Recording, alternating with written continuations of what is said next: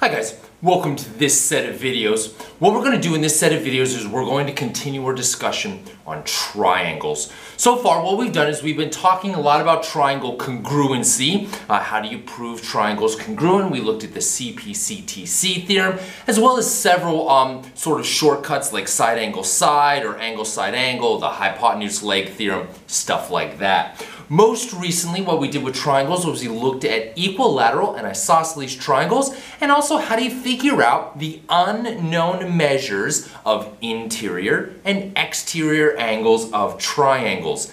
Now what we're going to do here in this set of videos, in this section of notes, is start our discussion on what are known as points of concurrency.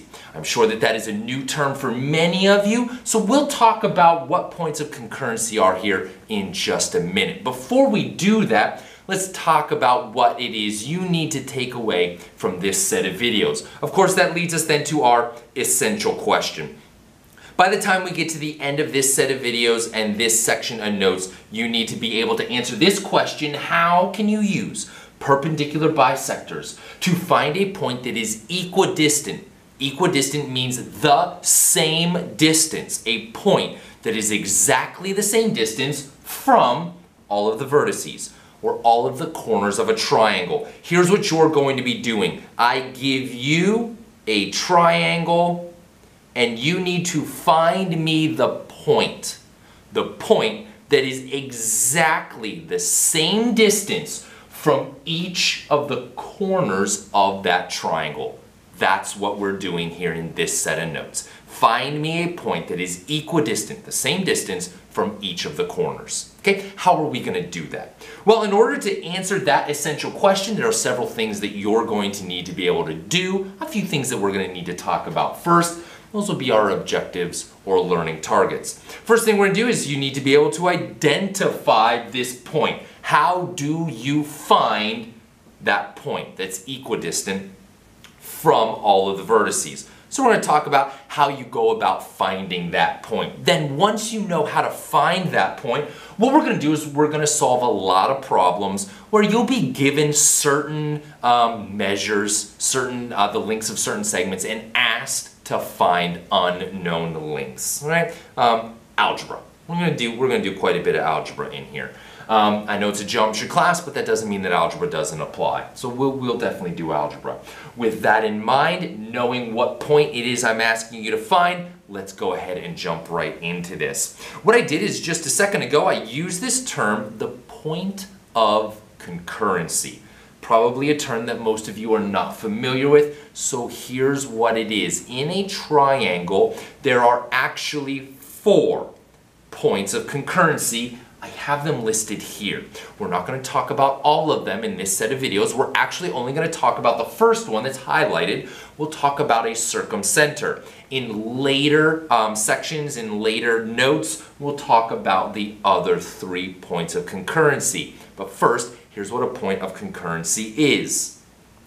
A point of concurrency is where 3 or more, in our case it will be 3 lines because we have a triangle, but where 3 or more lines, they are concurrent when they intersect at the same point. So what we're doing is we're looking for a point of intersection of 3 lines. Looking for the point of intersection of 3 lines. So this little diagram that I drew for you right up here, this point that you guys are going to be looking for. How are we going to find that point? Well, you'll find that point by finding the intersection of 3 lines. Okay, great. But what 3 lines do we need to have intersect? Well, I answer that for you as well. It turns out for this circumcenter, the 3 lines that need to intersect are going to be perpendicular bisectors. Let me underline that for you. This first point of concurrency that we're going to talk about in this set of notes, the circumcenter, is going to be the point of intersection, the point of concurrency, of the perpendicular bisectors of a triangle. This is really simple, guys. I know it sounds complicated, but it's not. Back to this diagram, here's what you're looking for. You just simply need to draw 3 perpendicular bisectors, which is Awesome, because I have a triangle which has 3 sides. So I'll draw a perpendicular bisector to the first side, draw a perpendicular bisector to the second side, draw a perpendicular bisector to the third side. Again, this is free-handed, so I know it's not actually accurate, but the point is this. When I draw those perpendicular bisectors, what I'm looking for, right, is the point of intersection. And that point of intersection is what we're going to call the circumcenter. Now, let's talk about, for just a second, where does that name come from? When we find the intersection of perpendicular bisectors, why? Why on earth would we call it a circumcenter? Here's the reason why. What you'll be able to do is, once you know where that point is, that point that we'll call the circumcenter, what you can do then is that point, the circumcenter, is a point that you can then draw a circle. That circle will completely surround your triangle. Your entire triangle will be inside of your circle. That's why we call it a circumcenter. To circumnavigate means to go around. To circumvent means to go around a problem or a certain event, right? It means to go around the outside of circum. So we have a circumcenter, meaning we can draw a circle that completely contains our triangle. In fact, the only points of the triangle to touch our circle will be all 3 vertices, right? Our 3 vertices will be the only points of the triangle that actually touch the circle. The rest of the triangle will be inside. So, again, to be very clear, point of concurrency is the intersection of 3 or more lines. There are several of them. Right now we're going to look at the first one, which is the circumcenter. You find the circumcenter by finding the point of intersection of perpendicular bisectors.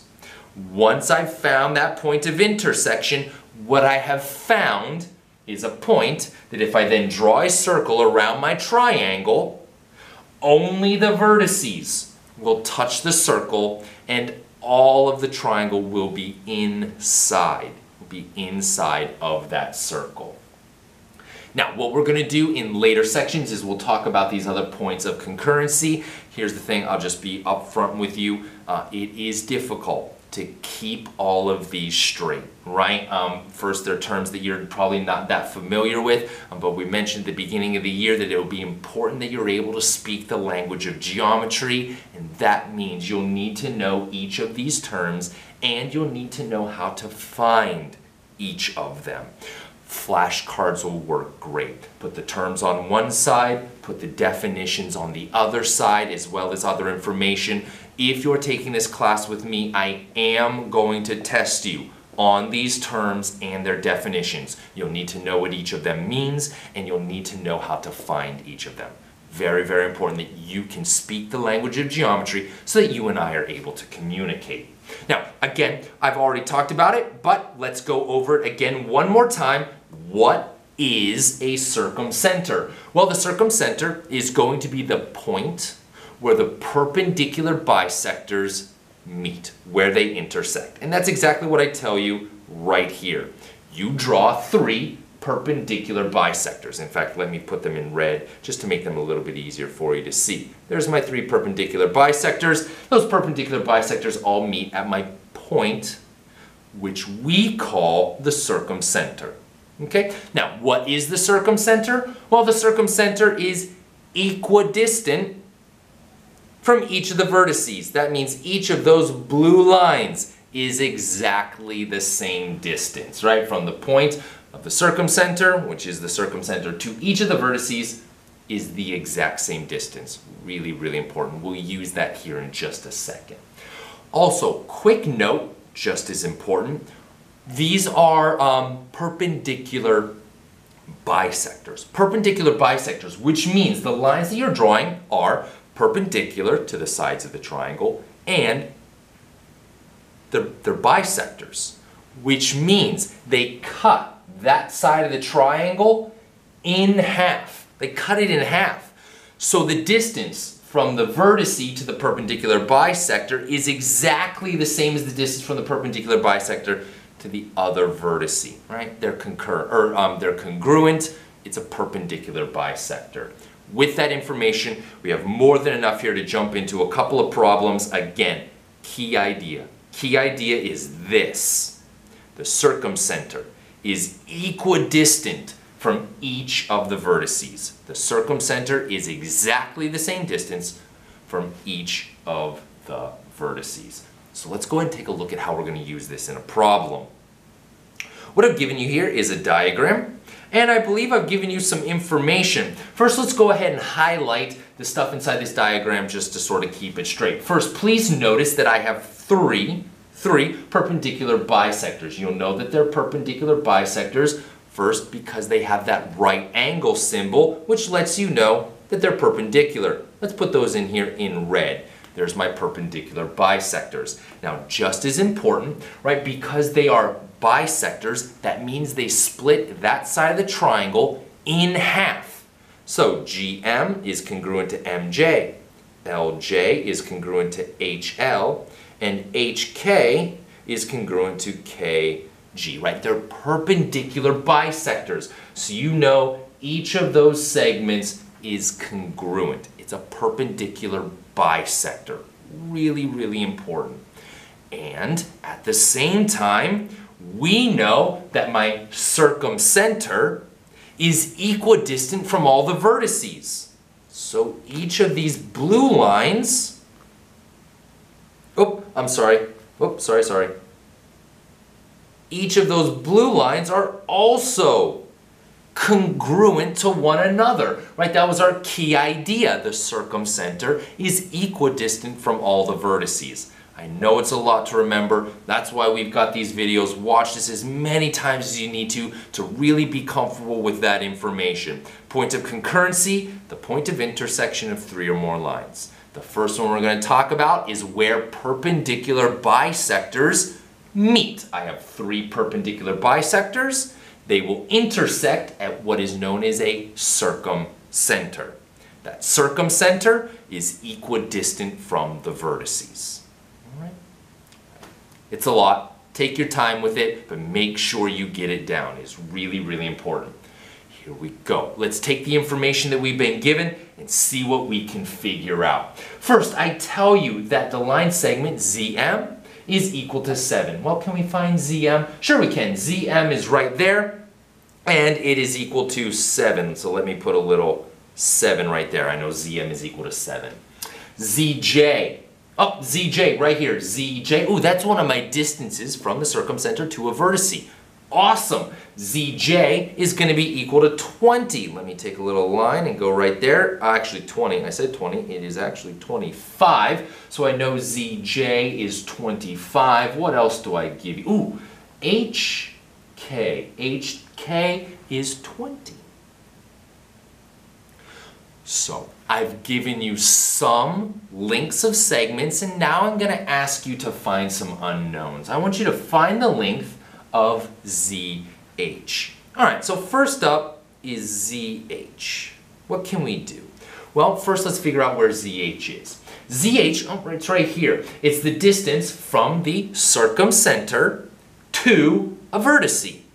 Well, I know that all of those distances, circumcenter, the vertices, they all have to be the same. So I know that ZH is congruent to ZG.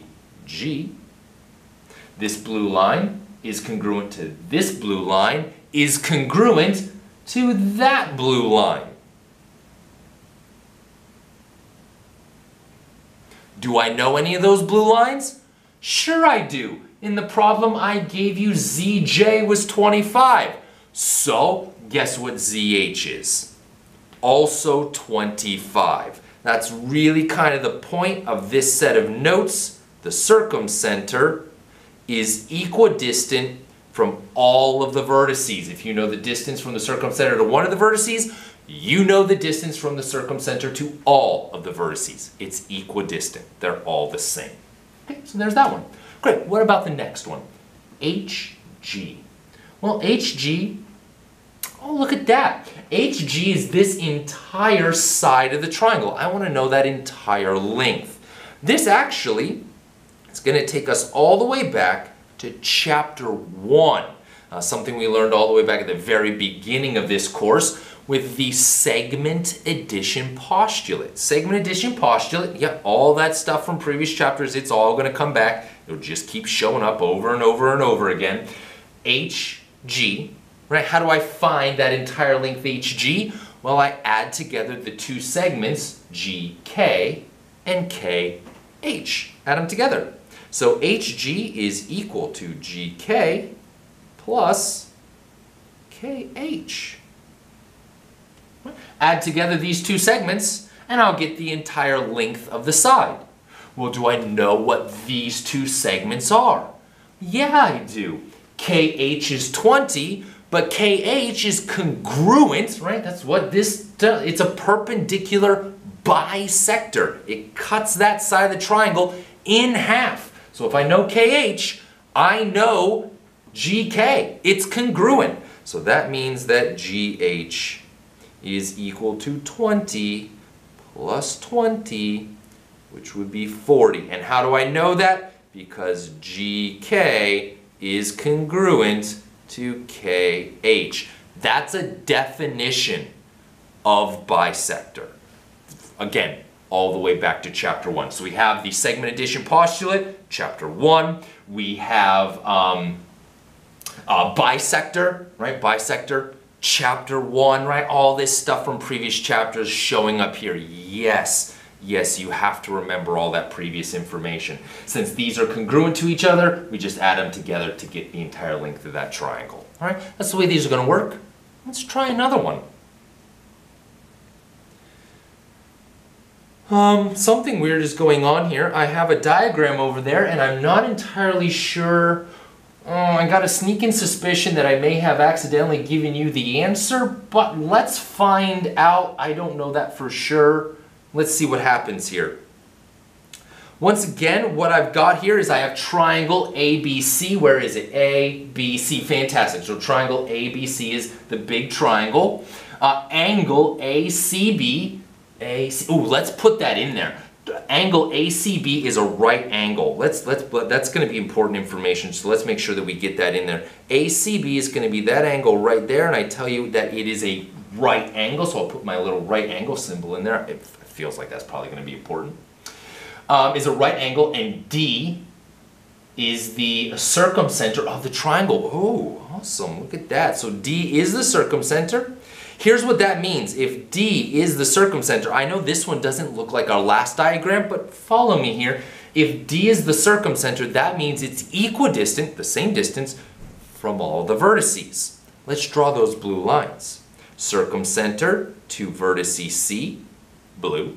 From circumcenter to vertice B, blue. Circumcenter to vertice A, blue. And I know that all those blue lines have to be congruent. It's a circumcenter. By definition, it is equidistant from each of the vertices. So each of those blue lines are congruent.